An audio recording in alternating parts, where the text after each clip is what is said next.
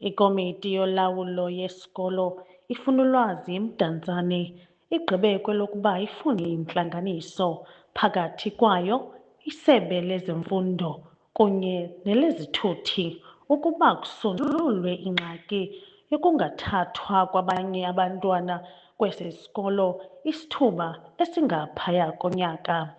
Inqununu yesi sikolo samabanga aphantsi uNozikebi Mcilongo uthi le meko yenza kube nzima nokuba abantwana bazilolongele imidlalo ngokuba kufuneka bahambe umgama omde. Bakwazi ukufumana ixesha eli-enough lokujima, phofu ke kuloo mabala ke singena kuyo yonke loo nto leyo abakwazi ukufumana ithuba elililo uba kaloku uthi usabhizi ujimisa aba bantwana libe ixesha lokokubana funeka bephumile bahambe kuba kaloku soyikisela ikrayimi endleleni abazawuthi badibane nayo. Igosa lesebe lezemfundo uMbulelo Mphuphu obezokusabela kule ntlanganiso uthi zivakele izikhalazo zesi sikolo.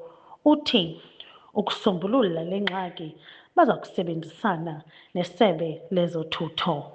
Siye siyenze ke izincomelo kumotiveyithwe for ukuthi mabathathwe aba bantwana nangona bengawumithi umyinge. Ke yenziwe loo nto nakwesi sikolo nguprinsipal, kodwa ilishwa lelokuba akabikho mpendulo ke kweso sicelo.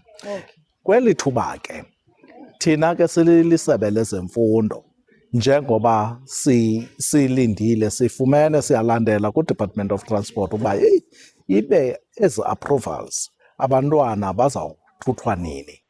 Isithethi sesebe lezothutho kweli phondo uNathi Bhinqose uthi bona kwelabo icala balinde ukuva kwisebe lezemfundo. Luxanduva loogqabethu ke phaya kwa-education nengabo ababaziyo abantwana kunye nezikolo ukuba baze kuthi basazise ukuba kukho abantwana bongezelelekileyo abadinga i-scholar transport. Ayithethi ke loo nto ukuba ngabana baza kusifumana i-scholar transport automatically, njengoko sisazi sonke ukuba imfuno ye-scholar transport iyasogqitha isakhono sethu sokukwazi ukunikezela ngaso i-scholar transport. Inqununu yesi sikolo ithi ifuna le ngxaki isonjululwe ngokukhawuleza ngokuba iqela lebhola yomnyazi lesi sikolo liza kuyomela iMpuma Kapa eMpumalanga ngoku alikwazi ukuzilolonga ngenxa yale meko.